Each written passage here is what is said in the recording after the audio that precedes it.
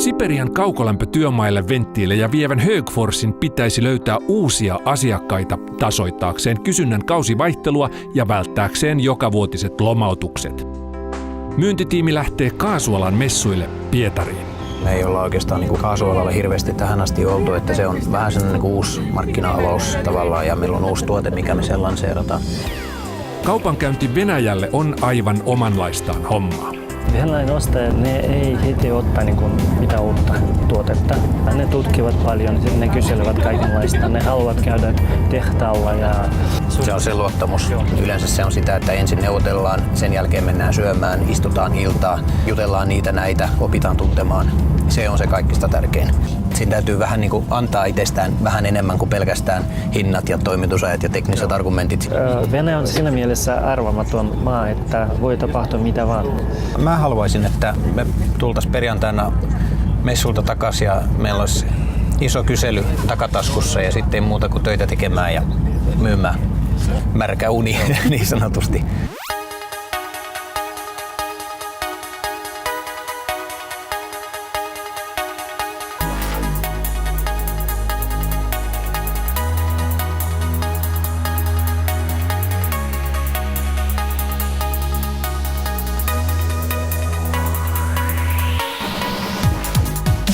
Komea standi tää Gazprom, ihan sellainen tyylikäs. Gazpromilla ei mene hirveän hyvin nyt, kun kaasuhinta on laskenut ja muuta, mutta kyllä ne taitaa rikkaita olla vielä. Joo, kyllä ne ovat kaikki rikkaita. Joo. Guptekit ja Moekit ja Mossenergot. Ne ostivat kaikki, jopa tämän messukeskuksenkin.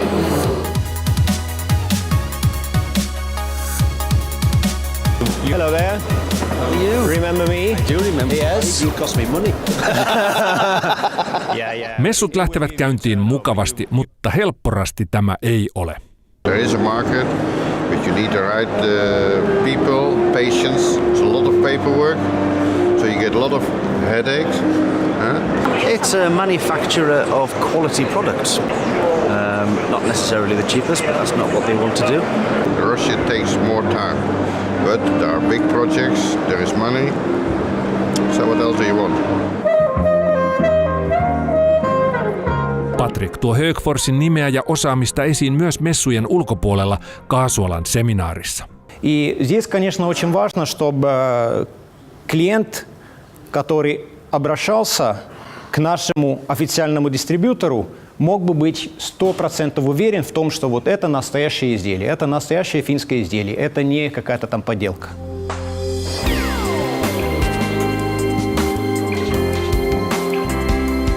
Вашу продукцию мы не понаслышке, в принципе, знаем. В нашем городе она используется с учетом, что олимпийские объекты строятся по последней технологии, и в проектантах заложено уже производитель Хогвартс. Конечно, европейские металлы, стали, не Китай, вообще далеко. У нас очень много китайской низкокачественной арматуры. И в этом плане Högfors пока что никак не ассоциируется ни у кого с Китаем. Это огромный плюс для российского рынка. Для России это качественный продукт, с которым можно быстро купить, продать и получить много денег, чтобы купить себе Mercedes.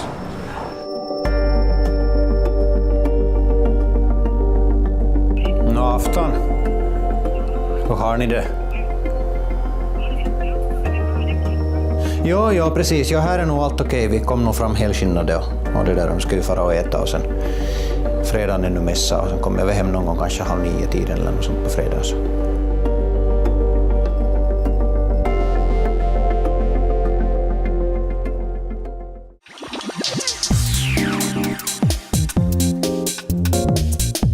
Toisen messupäivän aamuna tunnelma ei ole huono ollenkaan. Me ollaan pitkään työstetty Gazpromia ja tuli sellainen tieto, että suhtautuu hyvin positiivisesti kaiken kaikkiaan ja huomattavia kauppoja kyllä. Ostajia tulee vielä tutkimaan Högforsin uutuutta ja Patrik vakuuttaa parhaansa mukaan. Paras venttiili on tässä. Kyllä meidän tuotteissa on todella paljon etuja. Suurin haaste sitten opettaa ne ihmiset käyttämään niitä tuotteita oikein, ettei ne pilaa niitä. Kyllähän suuri osa on jo oppinut, eihän me muuten oltaisi tänne tuhansia venttiileitä myytykään. Возможности хорошие, потому что очевидных слабых мест отсутствует, только если вот по загрязненности и зная наличие недобросовестности российских работников. Надо как-то, чтобы это проверялось. И это надо за этим следить. При соблюдении такого достаточно большого качества, я понимаю, что компания должна соблюдать действительно свой бренд, но есть некоторые опасения по сравнению ценового диапазона с российскими производителями. Högforsin alkuvuoden myynti Venäjällä on sujunut tahmeasti. Menestys kauempana Aasiassa on paikannut tilannetta, mutta uudet YT-neuvottelut ovat alkaneet tehtaalla taas. Se painaa myyntijohtajankin mieltä. Tässä on vähän tällainen, että ollaan niin kuin sen epätoivon ja hurmion välillä, että meillä on niin kuin melkein niin 30-40% enemmän tilauskantaa tässä vaiheessa vuotta kuin mitä meillä on ollut hyvinäkin vuosina. YT on aika sellainen rankka signaali aina niin kuin kaikille työntekijöille ja taas ollaan siinä samassa jamassa, niin onhan se aika turhauttavaa.